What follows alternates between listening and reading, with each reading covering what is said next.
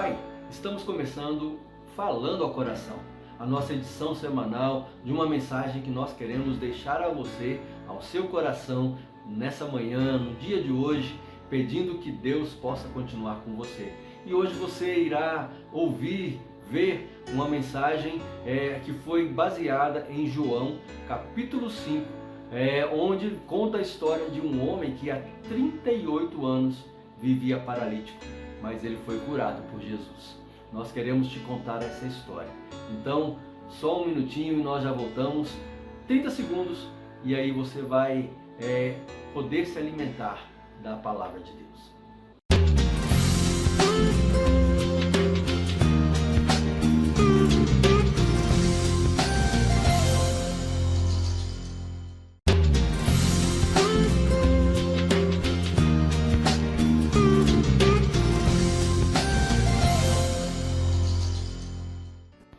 Olá, estamos de volta e hoje eu quero ler com você o Evangelho de João, capítulo 5, de 1 a 15.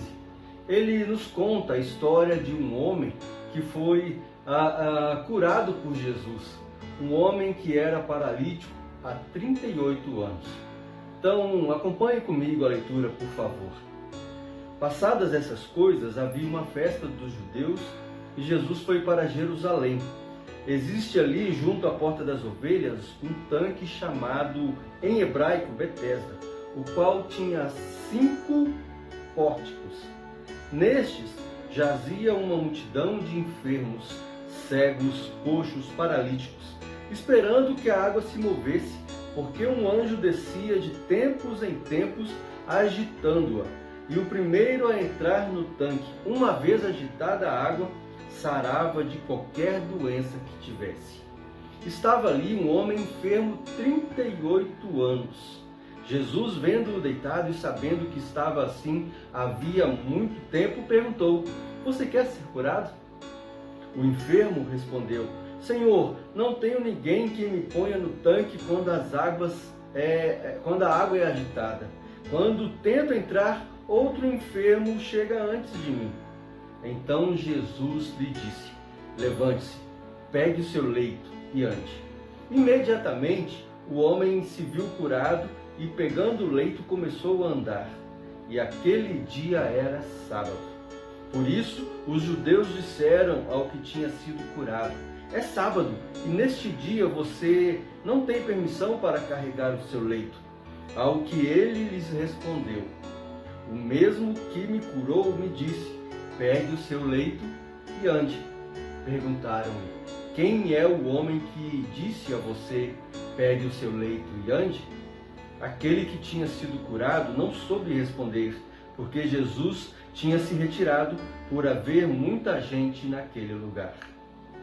Mais tarde, Jesus o encontrou e lhe disse: "Olhe, você foi curado, não peque mais, para que não lhe aconteça coisa pior." O homem se retirou e disse aos judeus que tinha sido Jesus que o havia curado. Que coisa boa, né? É maravilhoso isto. Esta história ela tem elementos interessantíssimos e quero chamar você a prestar atenção nos detalhes da narrativa de João.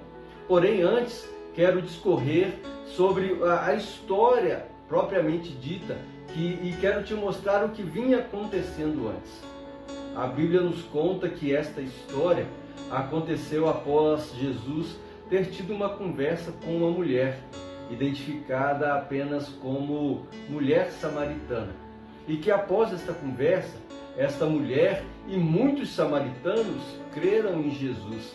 Que se diga de passagem, os samaritanos, eles eram inimigos mortais dos judeus.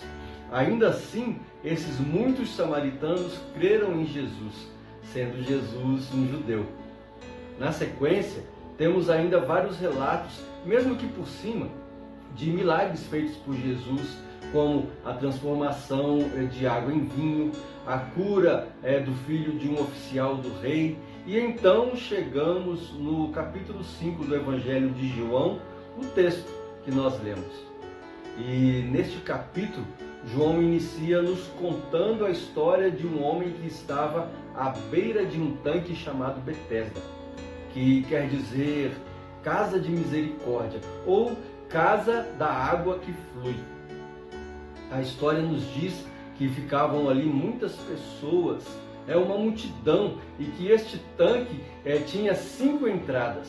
Possivelmente muitos dos que ali estavam, ali também moravam, afinal eles ansiavam pela cura, e se saíssem dali poderiam perdê-la, e isso é um fato interessante. E interessante que o texto nos conta é que de tempo em tempo descia um anjo e agitava a água daquele tanque. E o que primeiro entrar seria curado. Finalmente, então, chegamos ao homem que por nós é reconhecido pelo seu problema de saúde. Nós não sabemos o nome dele, a Bíblia não nos fala, apenas nos referimos a ele como paralítico de Betesda. Sabemos que ele estava nesta condição há 38 anos, é o que sabemos dele. Jesus, por sua vez, fez a ele uma pergunta óbvia, né? Você quer ser curado? E a pergunta instantânea do paralítico foi: Senhor, eu não tenho quem me coloca lá dentro no tanque quando a água é agitada. Quando eu chego lá, alguém já foi primeiro. Assim, Jesus emite uma ordem de cura para aquele homem e diz: levante-se, pegue o seu leito e ande. O relato ele é impressionante. Ele diz que imediatamente o homem se levantou e, mais do que isso, ele pegou o seu leito, a sua maca, a sua cama, né? E onde ele estava deitado ali, jogou nas costas e foi. A partir desse ponto está algo que nos chama a atenção. Haviam ali pessoas que estavam naquele lugar, né? E eles viram aquele homem que estava jogando ou carregando o seu leito, né? E ao invés deles se alegrarem com aquele homem, eles começaram a criticá-lo e dizer a ele o que a lei falava. Olha, você está trabalhando hoje e você não pode fazer isso. E a argumentação foi: hoje é sábado, não é permitido que você carregue o seu leito. Aquelas pessoas chamadas pelo texto apenas de judeus estavam naquele momento fazendo um julgamento e quase que sentenciando aquele homem que acabara de ser curado.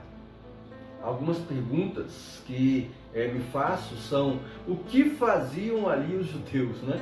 Será que eles faziam parte daqueles que precisavam de cura? Será que eram curiosos?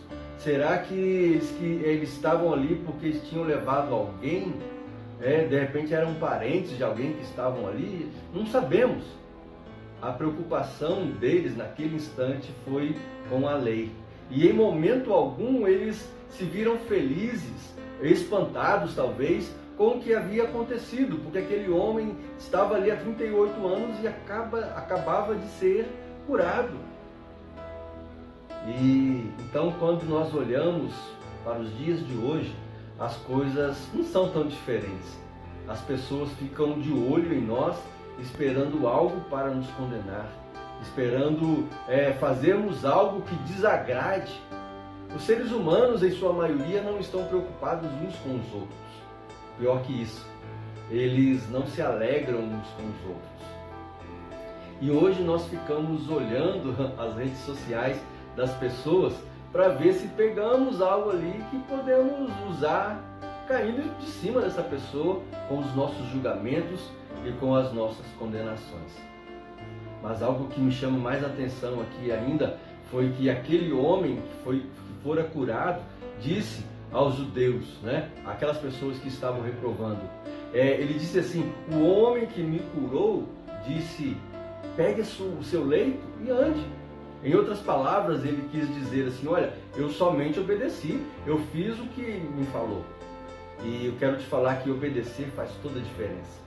A obediência renova a nossa esperança, a obediência faz com que tenhamos dias melhores, mesmo diante da tempestade. A obediência nos leva a níveis mais altos. A obediência traz segurança para nós e nossas ações. A obediência nos traz a cura. A palavra que quero te trazer hoje é uma palavra de esperança. Sabe? Porque ser Pode ser que hoje você esteja como aquela pessoa que ficava à beira do tanque, esperando a água ser movida. Você pode estar em um lugar hoje onde a cura parece não te alcançar. Você pode estar rodeado de pessoas doentes. Você pode estar onde pessoas olham para você e apontam o dedo. Pode ser que você esteja sem alguém que te pegue no colo e te coloque no tanque quando a água é agitada. É assim que você pode estar se sentindo agora. No entanto, eu preciso te dizer que ao seu lado está Jesus de Nazaré, aquele que tem todo o poder no céu, na terra, no mar e onde mais você consiga imaginar. Ele está aí ao seu lado e ele te diz: pega a sua cama, pega seu leito e anda. Eu não sei quantas pessoas neste momento estão tendo acesso e nos acompanhando nesta palavra vinda de Deus, ou quantos ainda terão acesso. Muito menos sei quais são as suas necessidades, quais são os seus anseios, o que te aflige neste momento. Mas eu quero trazer essa palavra de esperança, de conforto, de consolo, de que Jesus Cristo é contigo. E o que importa é a ordem que Ele te dá agora. Pode ser que a ordem seja: pegue agora aí seu celular e mande uma mensagem, compartilhe essa mensagem com alguém. Pegue o seu celular, ligue para alguém pedindo ajuda. Pode ser que exista alguém que você confie e que possa te ajudar. Jesus diz o tempo todo: eu quero e posso te ajudar. Ou eu quero usar a sua vida para ajudar a outros. De repente, de forma figurada, você é o anjo que vai agitar a água para que alguém seja curado, alguém usado por Deus. Ou você será alguém que colocará, alguém no tanque, ou ainda você será colocado ali no tanque. São possibilidades, são realidades que nos envolvem. E para caminharmos para o final, o texto vai nos mostrar ainda que aquele homem não sabia quem o havia curado. Ele ainda não tinha a dimensão de quem era o que tinha estado à sua frente e dado a ele a ordem de cura. Mais adiante, no versículo 14, ele nos relata que ele reconheceu Jesus e o apontou aos judeus. Ainda assim, talvez nem você mesmo tenha percebido a grandeza de Jesus que está ao seu lado, que vai além da cura. Jesus continua ao seu lado, mesmo que você não esteja percebendo. Jesus em breve voltará para buscar todo aquele que crê. E este texto aponta para Jesus em vários aspectos. O tanque ficava à porta, chamada Porta das Ovelhas, como nos diz o versículo 2. E como isto aponta para Jesus? Aquela porta, como eu te disse, chamava Porta das Ovelhas, pois por ela passavam as ovelhas, e não simplesmente as ovelhas que eram conduzidas pelos pastores, mas também as ovelhas que seriam sacrificadas a Deus como pedido de perdão. E quando nós ligamos isto a Jesus, podemos chegar na seguinte conclusão: Jesus é o bom pastor, aquele que dá a sua vida pelas ovelhas. E Jesus está a nos conduzir. Ali era um lugar de ovelhas perdidas, e ali estava Jesus para resgatá-las. Também podemos dizer que, por outro lado, Jesus é também o cordeiro, a ovelha de Deus, aquele que foi levado ao matadouro e não reagiu, pois sabia qual era a sua missão. Mesmo que ela fosse dolorida, ele estava ali pronto para cumpri-la. E ainda em terceiro lugar, e não menos importante, é que Jesus também é a porta das ovelhas. E todos aqueles que quisessem, e todos aqueles que ainda quiserem ter esperança, têm que passar por essa porta. Esta porta chama a Porta das Ovelhas, ela aponta para Jesus, trazendo à nossa memória hoje a primeira vinda de Jesus. Jesus, que é a porta das ovelhas. como ele mesmo nos deixa relatado em João capítulo 10. A porta nos aponta também para o plano de salvação que nos apontava Jesus, o nosso único e suficiente Salvador. Então, através deste texto, nós vemos Jesus ao menos em 3 aspectos. Por isso, tudo aponta para Ele.